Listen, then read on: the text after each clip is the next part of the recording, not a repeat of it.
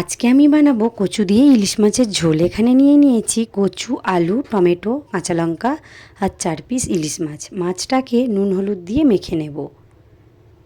এবার একটু দিয়ে দেব তেল। তেল দিয়েও ভালো করে মেখে নেব। এদিকে কড়াইতে তেল দিয়ে ভালো করে তেল গরম করে মাছগুলোকে ভেজে নেব।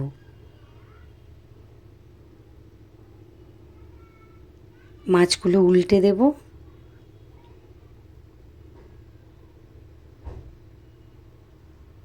এবার একটা মশলা বানিয়ে নেব। কালো সাদা সর্ষে 3 চামচ নিয়েছি আর 1 চামচ আদা কুচানো ভালো করে পেস্ট বানিয়ে নিয়েছি। মাছগুলো ভাজা হয়ে গেছে, তুলে নেব। এবার তেলের মধ্যে দিয়ে দেব 1/2 চামচ 5 ফোড়ন, দিয়ে দেব কচুগুলো ভালো করে ভেজে নেব।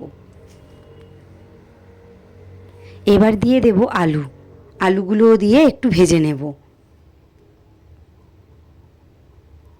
এবার দিয়ে দেব কুচিয়ে রাখা টমেটো আর কাঁচা লঙ্কা, দিয়ে দেব পরিমাণ মতো নুন আর 1 চামচ হলুদ গুঁড়ো, দিয়ে ভালো করে নেড়ে নেব।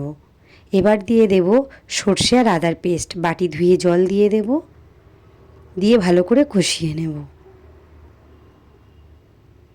এবার দিয়ে দেব জল। এবার ঢাকা দিয়ে ফুটতে দেব। ভালো করে ফুটে গেছে, দিয়ে দেব ভেজে রাখা মাছ, দিয়ে আবারও ঢাকা দিয়ে দেব।